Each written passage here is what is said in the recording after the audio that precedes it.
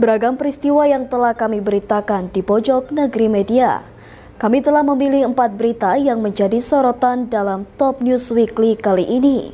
Langsung saja di informasi pertama, bayangkan negara dengan penduduk terbanyak di dunia kini kehilangan jutaan orang setiap tahunnya. Iya, inilah yang sedang terjadi di Cina. Populasi negeri tirai bambu mengalami penurunan tajam. 2 juta orang lenyap hanya dalam 1 tahun.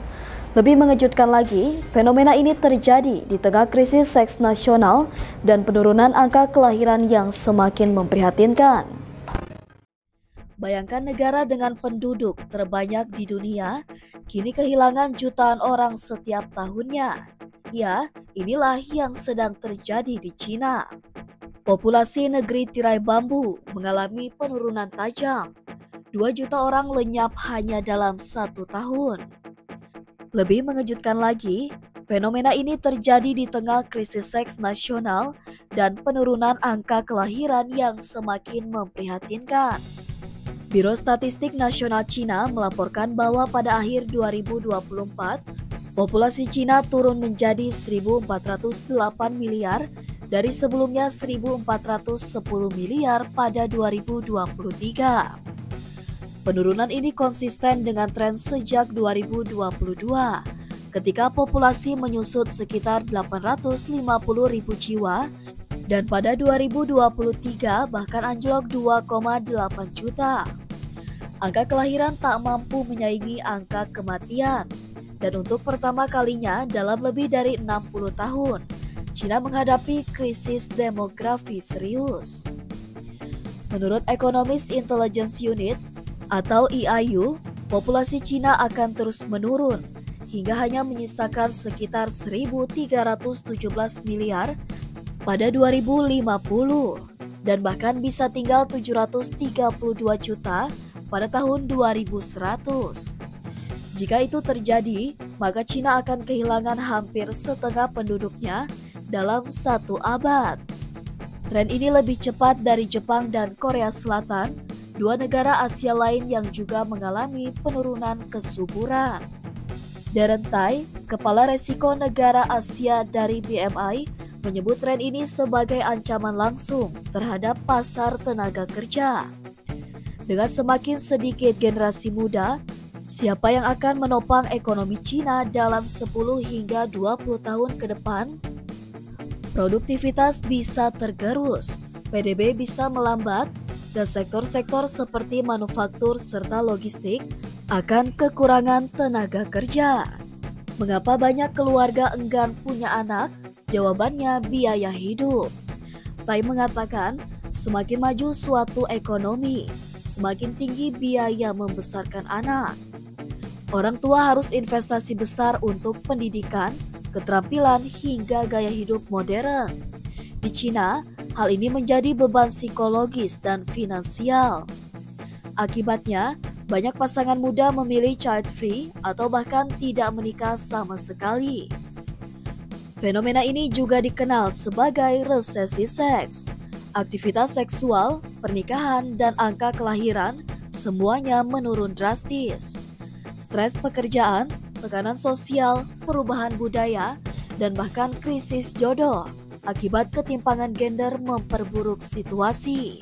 Di banyak wilayah pedesaan, jumlah pria jauh lebih tinggi dari wanita, membuat jutaan pria kesulitan menemukan pasangan. Sementara jumlah kelahiran menurun, jumlah lansia terus naik. Cina kini menghadapi tekanan fiskal besar untuk membiayai pensiun, layanan kesehatan, dan subsidi lansia. Laporan EIU menyebutkan bahwa jika usia pensiun dinaikkan jadi 65 tahun pada 2035, defisit anggaran bisa ditekan hingga 20%. Namun, reformasi pensiun ini butuh waktu dan bisa memicu ketidakpuasan sosial. Banyak pengamat menyebut Cina sedang menuju arah yang sama seperti Jepang, negara maju yang stagnan secara demografi dan ekonomi. Tapi bedanya, Cina belum sepenuhnya matang sebagai negara berpenghasilan tinggi. Artinya, mereka bisa menghadapi jebakan pendapatan menengah. Dalam kondisi seperti ini, menurunnya populasi bisa jadi bencana bukan berkah. Populasi bukan hanya soal angka, ini tentang masa depan suatu bangsa. Cina kini berada di persimpangan jalan. Apakah akan berhasil keluar dari krisis demografi ini, atau justru tenggelam sebelum benar-benar jadi kekuatan nomor satu dunia? Dua kekuatan besar Eropa kini bersatu dalam sebuah perjanjian nuklir baru. Inggris dan Prancis meluncurkan fakta untuk mengkoordinasikan senjata pemusnah massal mereka dengan lebih erat. Langkah ini disebut sebagai upaya memperkuat pertahanan Eropa. Tapi bagi Rusia, ini adalah ancaman langsung. Apakah kita sedang memasuki era baru perlombaan senjata nuklir di benua Eropa? Dua kekuatan besar Eropa kini bersatu dalam sebuah perjanjian nuklir baru. Inggris dan Prancis meluncurkan fakta untuk mengkoordinasikan senjata pemusnah massal mereka dengan lebih erat. Langkah ini disebut sebagai upaya memperkuat pertahanan Eropa, tapi bagi Rusia, ini adalah ancaman langsung. Apakah kita sedang memasuki era baru perlombaan senjata nuklir di benua Eropa? Dalam deklarasi bersama yang diumumkan Kamis lalu, Presiden Prancis Emmanuel Macron dan Perdana Menteri Inggris Keir Starmer menyampaikan bahwa kedua negara akan mengkoordinasikan persenjataan nuklir mereka. Meski masing-masing memiliki kekuatan nuklir independen, Inggris dan Prancis menyatakan siap merespon bersama terhadap ancaman ekstrim terhadap Eropa. Deklarasi ini dinamakan Northern Declaration atau Deklarasi Utara yang mengirim pesan tegas kepada musuh NATO. Inggris memiliki sekitar 225 hulu ledak nuklir, sementara Prancis mengoperasikan sekitar 290 hulu ledak. Sebagian besar dipasang pada kapal selam dan jet tempur. Keduanya menegaskan senjata ini hanya akan digunakan untuk melindungi kepentingan vital negara, tapi fakta ini menunjukkan bahwa koordinasi militer mereka makin dalam. Tidak hanya di atas kertas, London dan Paris juga mulai membentuk unit-unit siap tempur yang bisa digerakkan secara bersama untuk menghadapi musuh. Rusia tidak tinggal diam. Wakil Menteri Luar Negeri Rusia, Sergei Ryabkov, memperingatkan bahwa Moskow akan memasukkan kerjasama nuklir Inggris-Prancis ke dalam perencanaan militer Rusia. Kami tidak bisa mengabaikan potensi gabungan mereka. Ini bagian dari kebijakan NATO yang terang-terangan anti-Rusia, kata Ryabkov. Bagi Kremlin, fakta ini hanyalah langkah lain dari NATO untuk mengepung Rusia, menyusul dukungan besar-besaran terhadap Ukraina. Menariknya, pada bulan Maret lalu, Presiden Macron sempat mengusulkan perluasan payung nuklir Prancis untuk melindungi negara-negara Eropa lainnya. Ia ingin Prancis memainkan peran pelindung nuklir Eropa di luar Amerika Serikat. Namun, PM Inggris saat itu, Keir Starmer, menolak gagasan menyebar senjata nuklir ke negara-negara baru.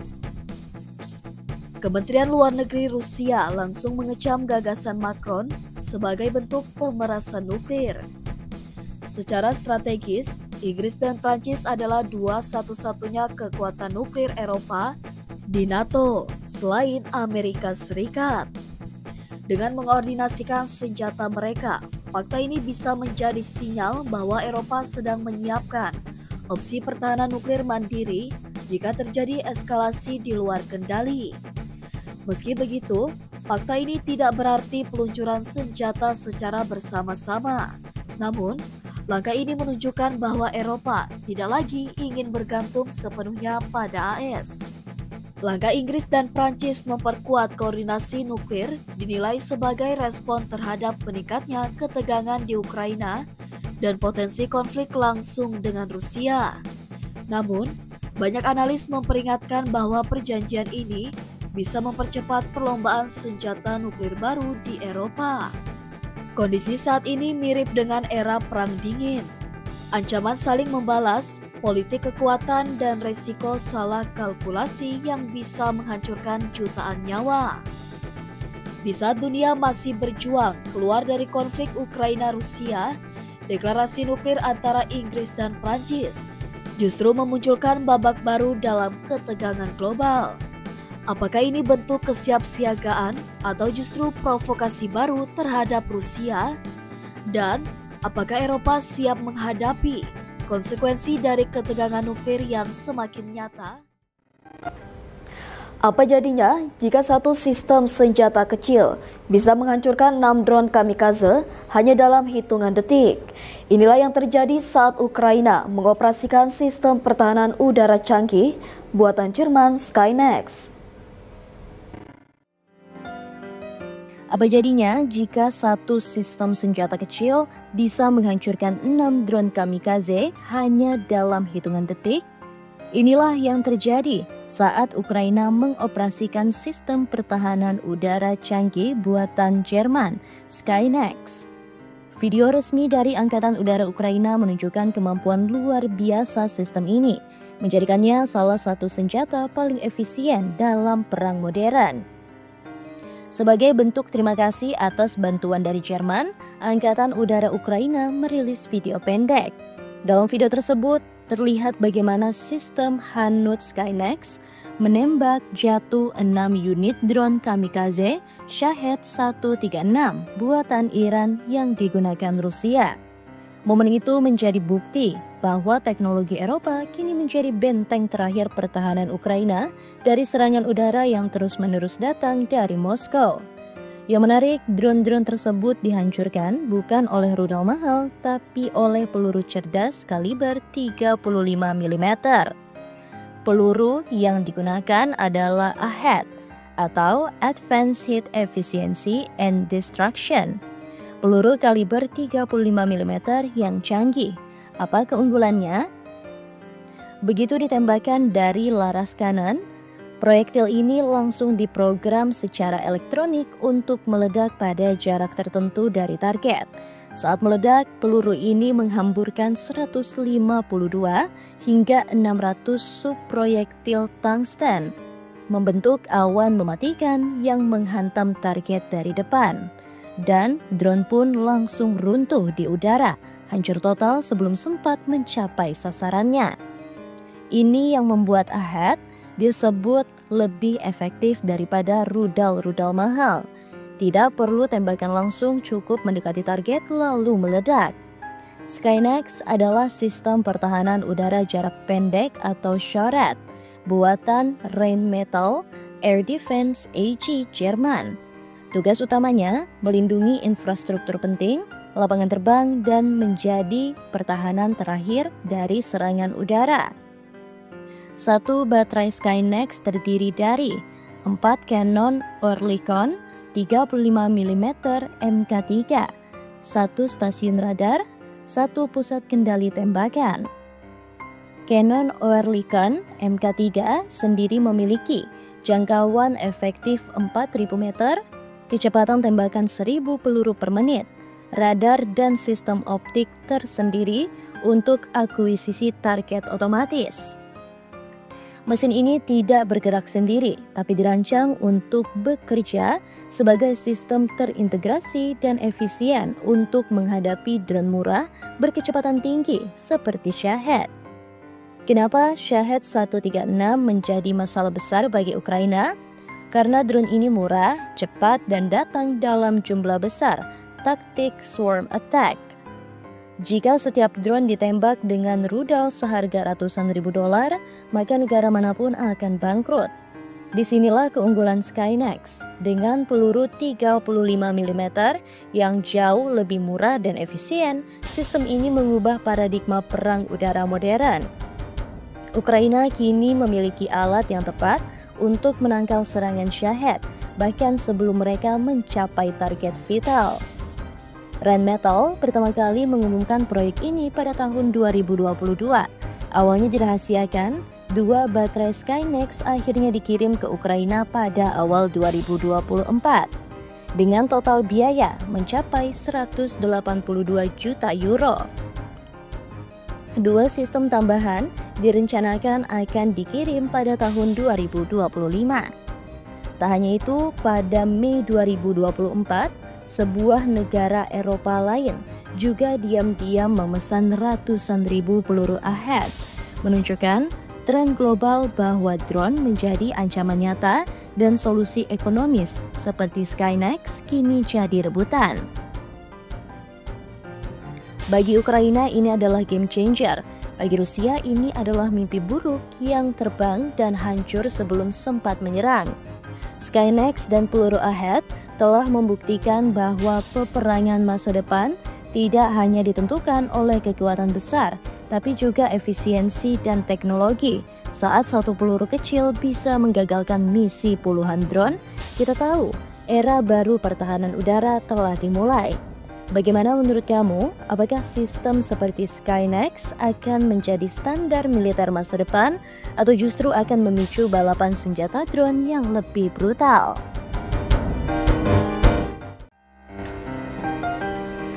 Perang di Ukraina belum reda, tapi ketegangan Eropa dan Rusia justru kian memanas.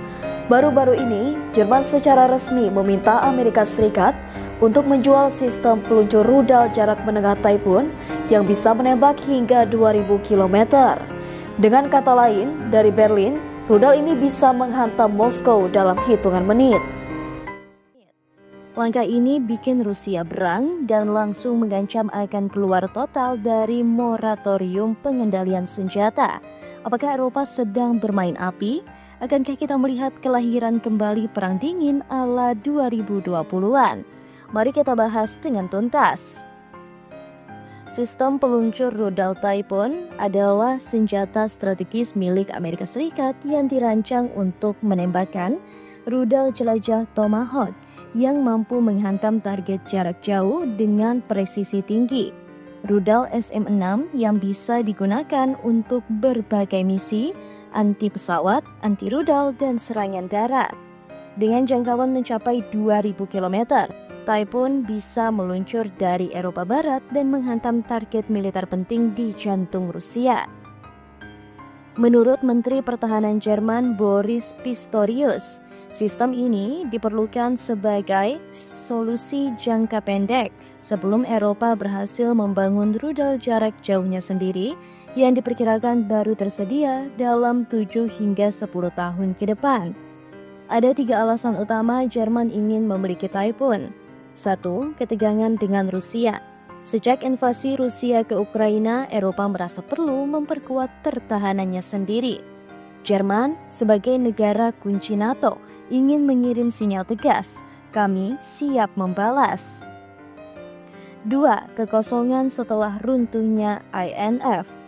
Setelah perjanjian INF atau Intermediate Range Nuclear Force Treaty runtuh pada 2019, tidak ada lagi pembatasan atas rudal jarak menengah di daratan Eropa.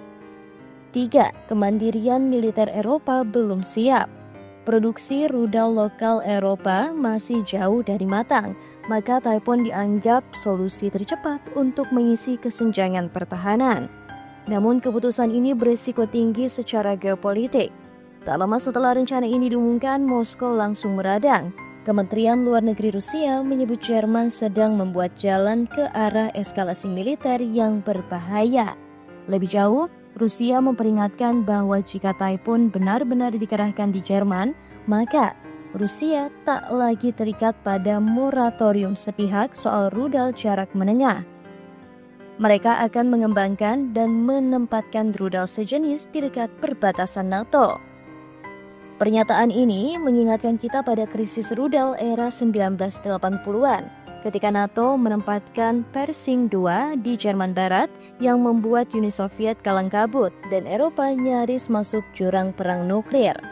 Perjanjian INF ditandatangani tahun 1987 oleh Presiden Amerika Serikat Ronald Reagan dan pemimpin Soviet Mikhail Gorbachev. Tujuannya menghapus semua rudal darat dengan jangkauan antara 500 hingga 5.500 km. Hasilnya, ribuan rudal dihancurkan, ketegangan antara timur dan barat menurun drastis. Dunia dianggap selangkah lebih aman dari bencana nuklir. Namun, perjanjian ini hancur pada 2019. Amerika Serikat di bawah Donald Trump menarik diri, menuduh Rusia telah melanggarnya. Rusia membantah keras dan menuding balik bahwa justru Amerika Serikat diam-diam mengembangkan senjata terlarang. Sejak saat itu, perlombaan senjata baru dimulai dan Taipun adalah bagian dari babak itu. Langkah Jerman ini akan berdampak luas. Eropa Timur bisa menjadi medan konfrontasi militer terbaru. Rusia mungkin akan meningkatkan pengerahan senjata ke Kaliningrad dan Belarus. Negara-negara non-NATO di Eropa akan terjebak di antara dua kekuatan besar yang siap berkonflik. Jika ada kesalahan kalkulasi, satu rudal bisa memicu konflik terbuka antara NATO dan Rusia. Belum lagi reaksi publik di Eropa. Pada 1980-an, jutaan orang turun ke jalan menolak kehadiran rudal Amerika Serikat di Eropa. Akankah protes besar kembali muncul? Keputusan Jerman membeli peluncur Taipun dari Amerika Serikat bukan hanya soal militer. Ini adalah langkah strategis yang bisa mengubah arah keamanan global. Jika benar rudal itu ditempatkan di Eropa, dunia mungkin akan menyaksikan kebangkitan kembali Perang Dingin versi baru, di mana kecepatan peluncuran dan jarak tembak jadi taruhan utama.